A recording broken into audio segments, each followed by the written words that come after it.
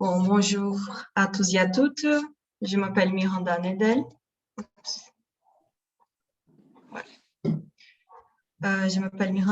Je suis doctorante en sociologie à l'Université Paris-1 Panthéon-Sorbonne, attachée à l'unité mixte de recherche, développement et société, sous la direction de José Cousteau et co-direction d'Isabelle Georges, et doctorante en théorie histoire de l'architecture et urbanisme à l'Université de São Paulo, au Brésil, sous la direction de Miguel Antonio Buzac et Cibele Saliba-Rizek. Je prépare une convection de co-tutelle entre les deux universités avec mon projet qui examine l'architecture scolaire en tant que champ d'action fondamental pour la diffusion de l'agenda éducative internationale de l'Organisation de coopération et développement économique, OCDE, avec un intérêt spécial sur le contexte d'Amérique latine. Bonjour à tous, pardon un peu pour le retard. Je m'appelle John Jairo Ocampo, je suis aussi doctorant à l'IES sous la direction de José Cousteau. Mon sujet de thèse porte sur la coordination globale de l'objectif durable ODD 4 et sur l'éducation, qui est menée par l'UNESCO et ses implications au Brésil et en Colombie. Je fais aussi partie du groupe de recherche sur les politiques publiques d'enseignement supérieur de l'Université nationale de la Colombie. Et depuis 2019, je travaille en tant qu'assistant à la délégation du Chili auprès de l'UNESCO. Bon, tout d'abord, c'est un plaisir de participer à cette journée doctorale de l'OMR Développement et Société dans le cadre de la Semaine de l'Amérique latine et des Caraïbes et de présenter quelques réflexions avec mon collègue John. Et bon, il s'agit avant tout d'une occasion très spéciale de discuter des questions qui ont un fort impact sur les relations entre la France et l'Amérique latine et en particulier sur nos pays d'origine, le Brésil et la Colombie respectivement. Donc, pour faire une introduction et commencer notre présentation, nous avons décidé de travailler ensemble, étant donné que nous deux, nous menons des travaux de recherche sur les politiques globales d'éducation. Et donc, nous avons voulu passer les analyses de nos travaux et en cours et ainsi essayer de construire un récit partagé sur ce que veut dire la gouvernance globale de l'éducation et leur implication dans les contextes latino-américains. Eh bien, cette gouvernance globale de l'éducation se caractérise par la mise en relation de tout un tas d'acteurs qui simultanément interagissent et discutent le champ idéologique, politique et économique de l'éducation. Ainsi, nous pouvons identifier que ces réseaux d'acteurs, idées et pratiques parcourent de l'échelle globale à l'échelle locale, mais leur degré d'influence varie selon les contextes politiques et socio-historiques qui traversent chaque pays. Donc, notre présentation comprendra trois parties. Tout d'abord, nous aborderons brièvement les différents acteurs et les idées qui conforment cette gouvernance mondiale de l'éducation, en mettant l'accent sur les organisations internationales.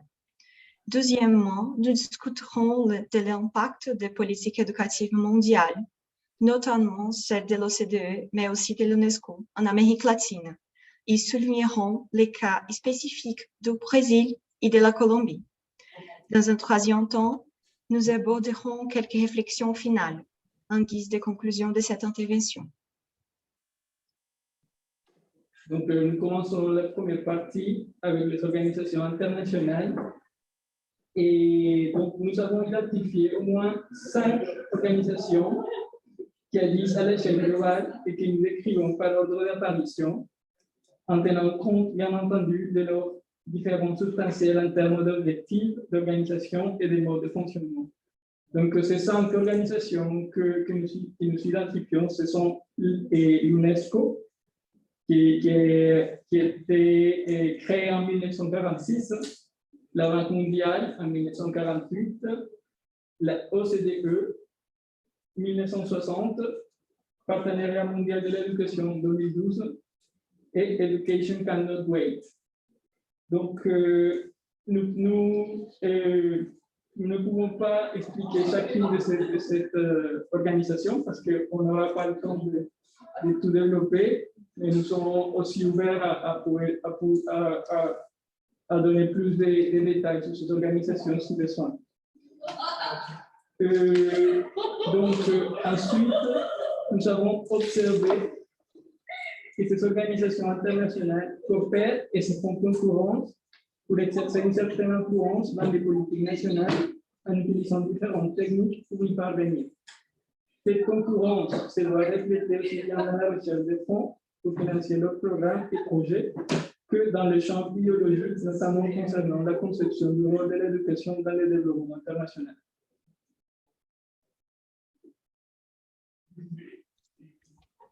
À cet égard, nous pouvons observer qu'autour du champ de la production de la politique globale de l'éducation n'est pas un terrain unifié. Tout au contraire, elle suscite des confrontations idéologiques, lesquelles désignent la valeur de l'éducation.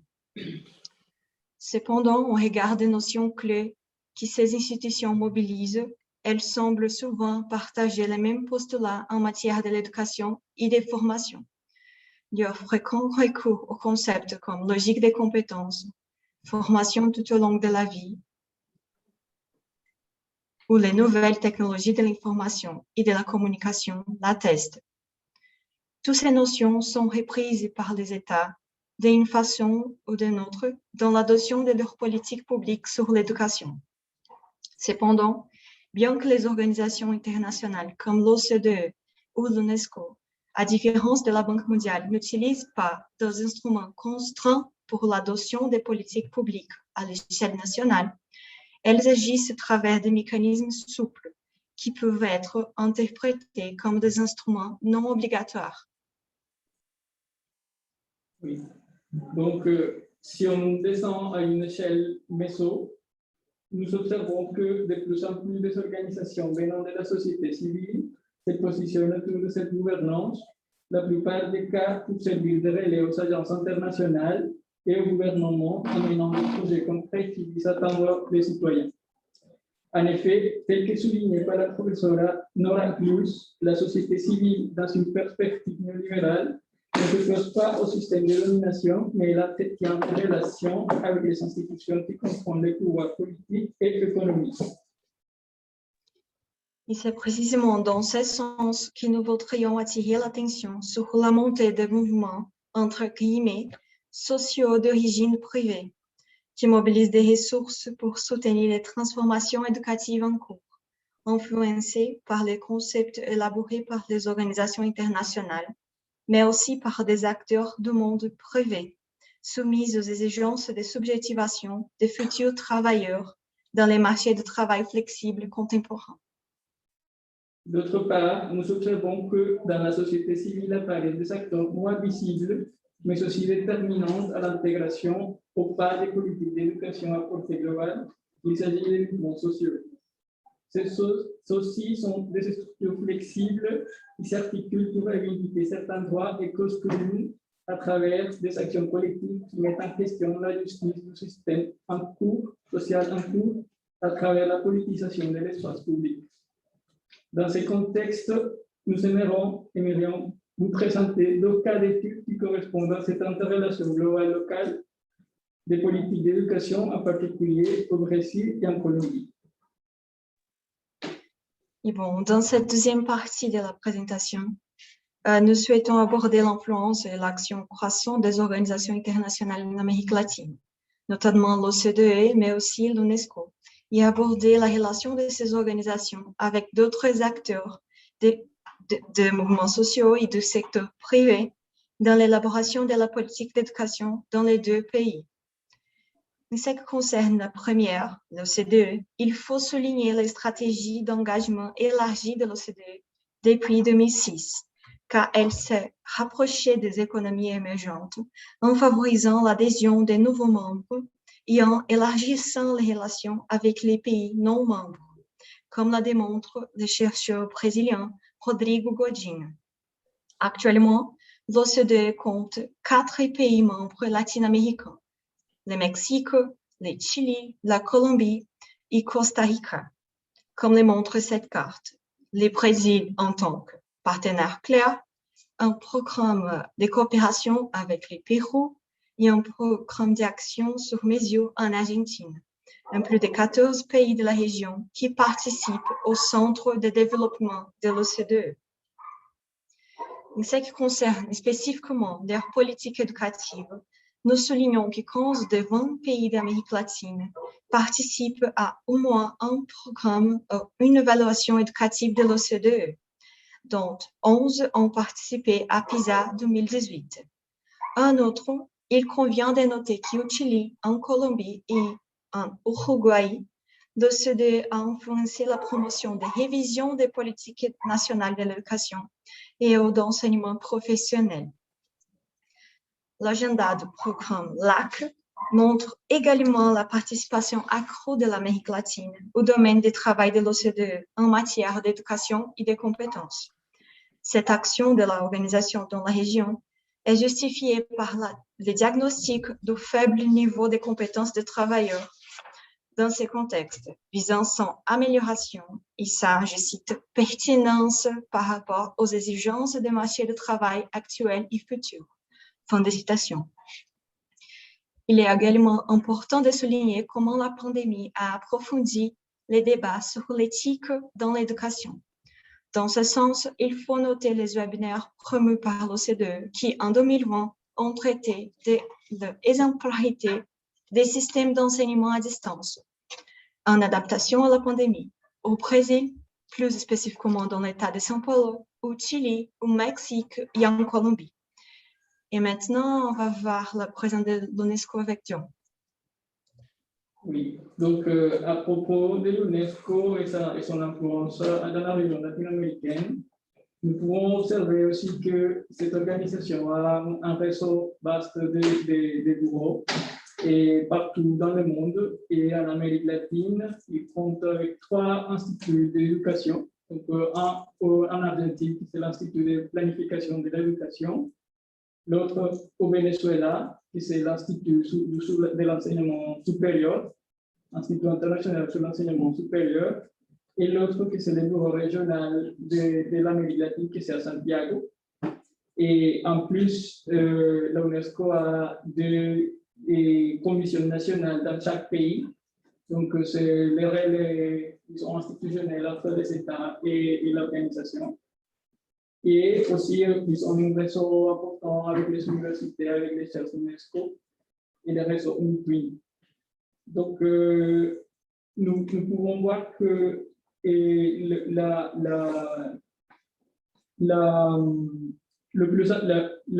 ce qui distingue actuellement l'action de l'UNESCO dans ces dernières années, c'est à travers l'implémentation et coordination de l'ODD 4. Et nous pouvons voir que cet objectif global a donné la coordination globale à l'UNESCO, ce qui la met dans une position davantage vis-à-vis des autres organisations qui travaillent sur l'éducation. Cependant, nous pouvons voir que l'UNESCO n'a pas suffisamment de ressources pour coordonner cet objectif. Donc, il a besoin aussi de faire des partenariats avec les autres organisations publiques et privées. Nous pouvons voir ici dans cette diapo que les réunions qui ont eu lieu en Amérique latine, une en Argentine et l'autre en Bolivie. Et ce sont des réunions qui essaient de rassembler les ministres de l'éducation pour coordonner l'implémentation de cet objectif. Et cependant, lorsqu'on voit les résultats de cet objectif, on voit que c'est un peu limité. C'est un peu mitigé les avancées au niveau des engagements qui ont fait les pays pour cet objectif.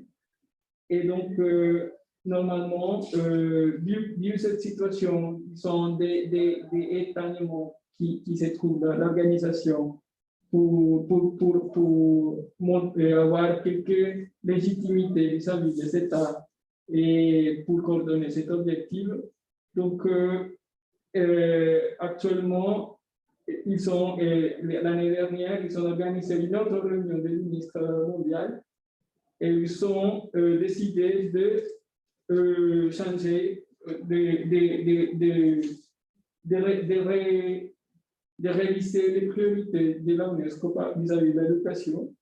Donc, on voit que dans ces nouvelles priorités, on trouve protéger les financements nationaux et internationaux, réunir les écoles en toute sécurité, mettre l'accent sur l'inclusion, l'équité et l'égalité des genres, réinventer l'enseignement et l'apprentissage et exploiter les connectivités et les technologies équitables pour l'apprentissage.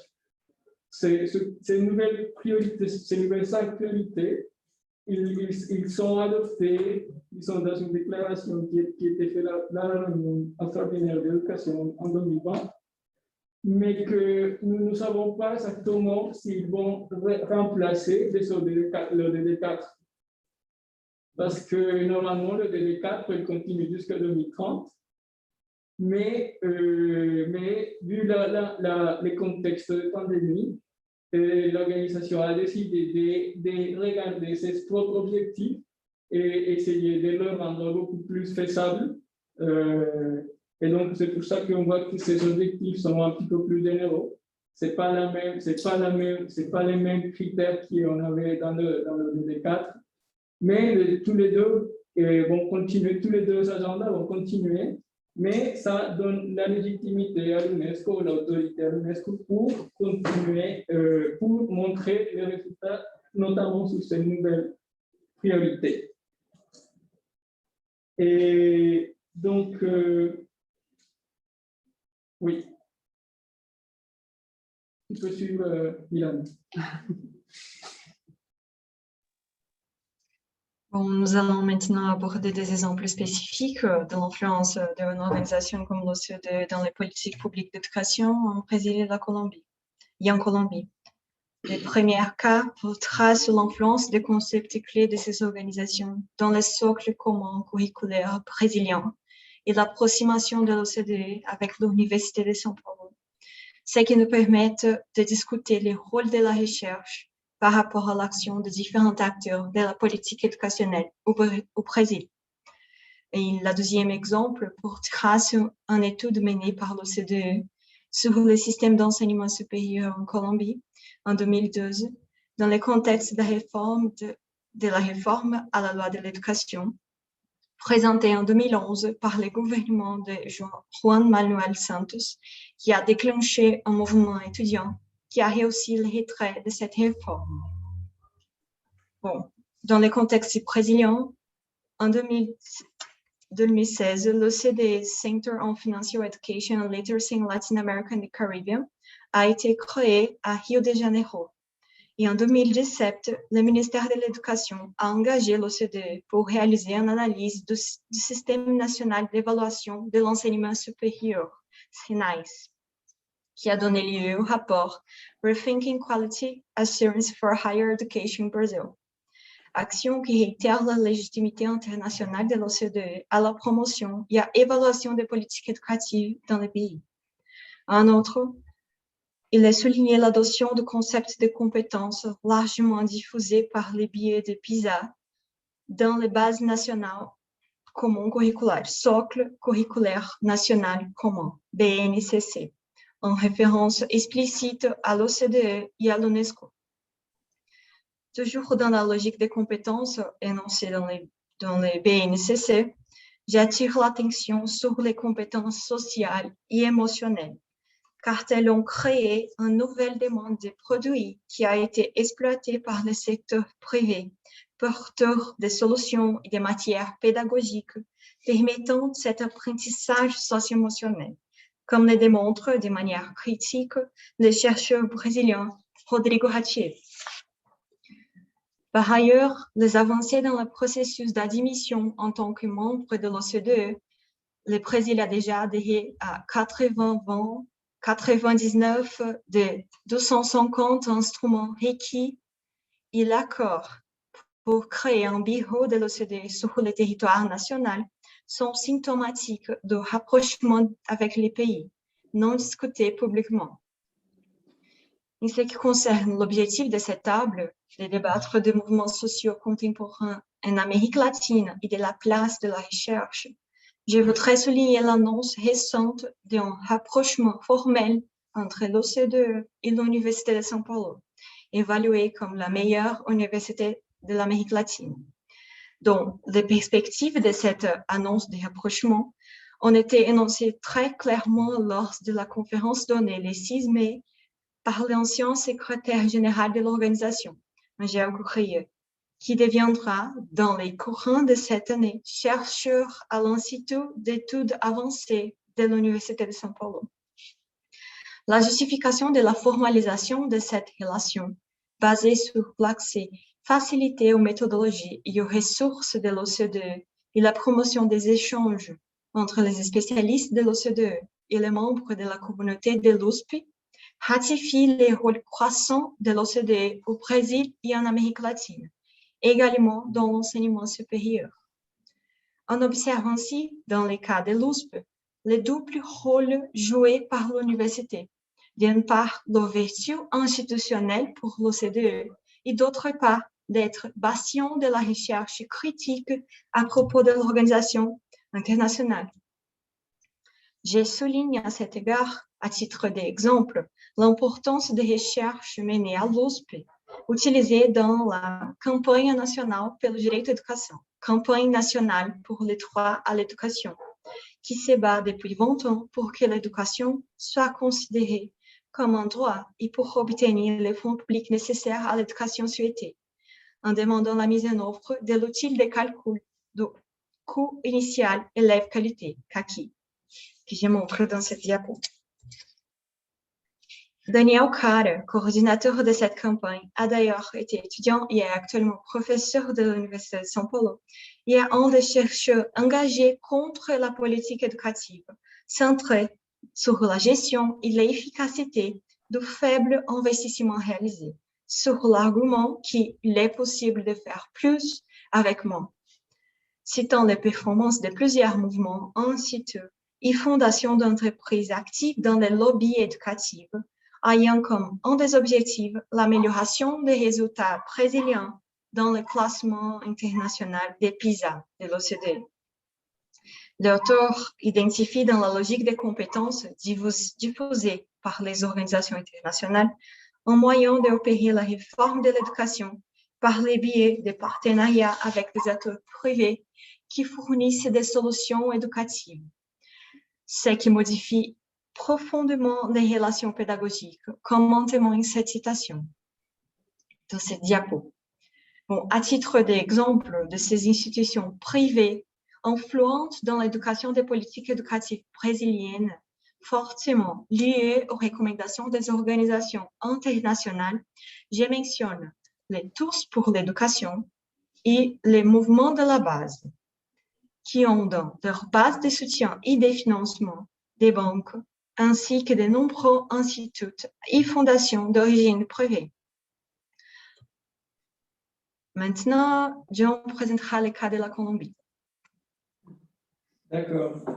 Donc, par rapport à la Colombie, je vais vous présenter une partie des résultats de mon mémoire de Master 1 qui était dirigé par la professeure Isabelle Bruno.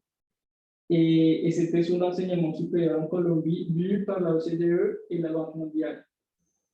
Et donc, dans ce travail, j'ai mené une enquête dans le contexte du processus d'accession de la Colombie à la OCDE. Et que ce processus a duré depuis 2013 jusqu'à 2020. Donc, mon enquête a été en 2014. Et aussi, j'ai essayé de travailler un rapport qui a mené la OCDE avec la Banque mondiale, un rapport sur le système d'enseignement supérieur en Colombie. Et donc, dans cette opportunité, j'ai eu dans cette occasion, j'ai eu l'opportunité d'interviewer les responsables de la production de ces rapports à la OCDE et à la Banque mondiale. Et aussi, j'ai eu la possibilité d'interviewer les responsables du ministère de l'Éducation de Colombie et de l'ambassade de Colombie en France. Donc, je voudrais vous présenter quelques extraits de l'entretien et pour vous montrer la façon dont les acteurs de ces institutions mobilisent les idées et portées pour cette gouvernance globale. Donc, par rapport au processus d'accès de la Colombie, j'ai demandé à l'ancien, la personne avec qui j'ai eu l'entretien, c'était l'ancien directeur du département des économies, le membre de la CDE. Et par rapport au processus d'accession, il m'a dit le suivant. Pour faire un pays d'accession, il faut d'abord avoir une économie qui soit assez solide pour pouvoir prétendre à devenir membre de la CDE. Mais la Colombie, c'est tout de même une des économies les plus importantes de l'Amérique latine. Et aussi, vous savez, une stabilité politique. Vous savez les FARC, qu'il y a fait 15 ans, vous avez fait beaucoup de... Il faut aussi avoir le terme en anglais, like-minded, les esprits similaires, si vous voulez. C'est-à-dire qu'il faut avoir certaines idées sur la démocratie, sur le développement économique et sur les égalités des chances. Donc, ça, c'était un extrait d'un entretien. Aussi, et quand j'ai enquêté la fonctionnaire de l'ambassade de Colombie, et je lui ai demandé par rapport à cette dualité de l'OCDE entre bonnes pratiques et contraintes juridiques. Donc, elle m'a dit qu'effectivement, l'OCDE a un pouvoir de contrainte juridique et dans ce sens. Quand la Colombie a commencé ce processus d'accession, donc ils ont signé un mémorandum initial, un document qui a environ 230 instruments juridiques, dans lesquels la Colombie doit prendre une position en face de chacun d'eux. Ces 230 instruments font référence aux 23 comités qui font partie du feuille de route. Donc, il y a quelques comités qui n'ont pas d'instruments juridiques, il y a d'autres qui en ont beaucoup. Par exemple, celui de l'environnement, qui a 80 instruments. Donc, disons que de 100% des instruments seront 10 à 15% plus ou moins contraignants. Tous les autres, non. Il s'agit davantage de recommandations, de déclarations, mais tout, eux, dans un certain degré, doivent être pris au sérieux si la Colombie a la volonté d'accomplir cela. Donc, aussi, je posais une question au fonctionnaire du ministère de l'Éducation qui a été aussi la personne qui a reçu les experts de l'OCDE et de la Banque mondiale. Et donc, je lui demande comment est-ce que ça opère cette relation entre l'OCDE et la Banque mondiale pour faire ces rapports. Donc, il m'a dit le suivant. Regardez, le fait d'entrer dans un club de bonnes pratiques coûte de l'argent. Ou bien dans un club de bonnes pratiques, pas le même que dans un club de social. Ne croyez pas que pour faire ces documents est venu de l'OCDE, tiens, je vous donne de l'argent pour vous et le fassiez. Non, nous sommes venus pour demander combien veut cette étude et ils nous ont dit ça coûte pas d'argent.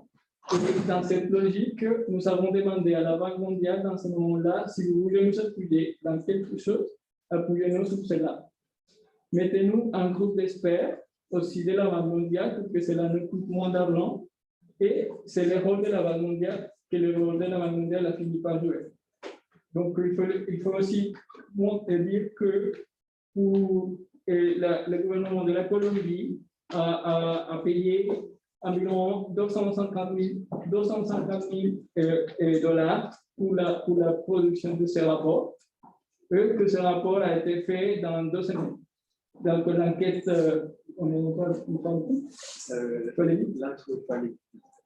oui, on va finir tout de suite. Et aussi, donc, une question par rapport aux revendications des mouvements étudiants qui montraient qui réclamaient la marchandisation de l'éducation. Donc, je demandais aussi aux responsables de la OCDE comment pouvons-nous expliquer qu'en Colombie, les études supérieures sont plus chères que dans des pays membres de la OCDE comme en France ou en Allemagne. Donc, c'est ça qu'il nous a dit. Ce n'est pas seulement les prix de 600 ou 3000 $, parce que beaucoup de Colombiens arrivent à trouver ça. Et comme on a déjà évoqué, ce n'est pas important les prix. Ce qui importe, c'est d'avoir les bourses et les prêts et les emprunts qui ne sont adéquats d'une part et qui sont justes et qui peuvent fonctionner sans être trop rigides. Donc ça, c'est pour la Colombie. Dans les autres pays de la OCDE, comment on explique ça? On explique, mais on ne peut pas juger. Les deux pays qui ont le plus d'investissement personnel pour les familles, c'est les États-Unis et le Chili. C'est le numéro 1. Mais au-delà des États-Unis, 47% de l'argent pour l'enseignement supérieur et personnel, et pourtant une réussite aussi. Cette histoire de l'enseignement gratuit en Amérique, je trouve que c'est absurde pour l'éducation supérieure.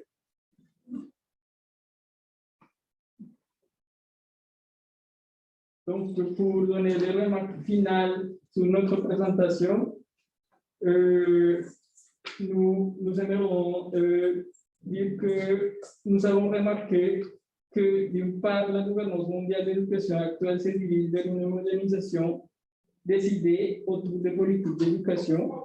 Les critères économiques visant la gestion et le management des systèmes éducatifs à travers des évaluations standardisées et la collecte des données sont de plus en plus utilisées par les organisations comme moyen pour légitimer leur expertise. Pourtant, ces deux organisations ont des stratégies différentes à la heure pour influencer les politiques de l'éducation.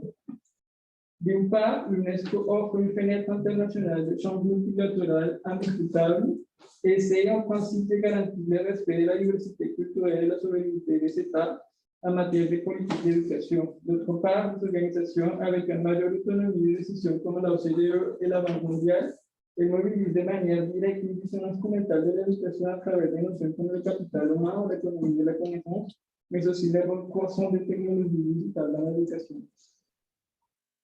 De son côté, les organisations de la société civile et les acteurs du secteur privé s'immobilisent autour des paradigmes portés par ces organisations, comme un moyen pour entretenir à l'échelle locale les ambitions globales.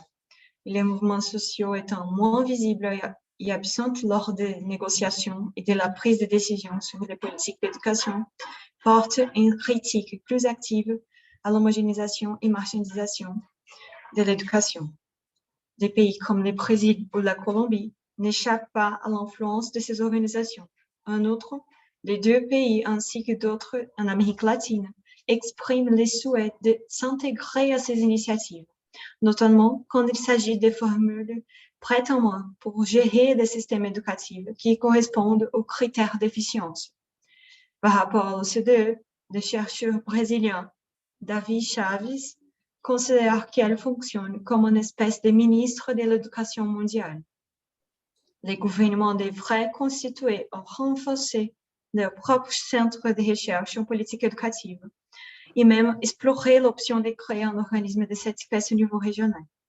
L'absence d'initiative qui encourage une réflexion interne des problèmes et défis nationaux en matière de l'éducation empêche de produire des politiques qui correspondent aux besoins et intérêts au niveau local, voire régional.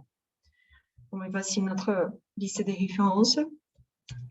Et nous vous remercions tous de votre attention. Espérons susciter un débat intéressant lors de ce temps qui suivra. Merci.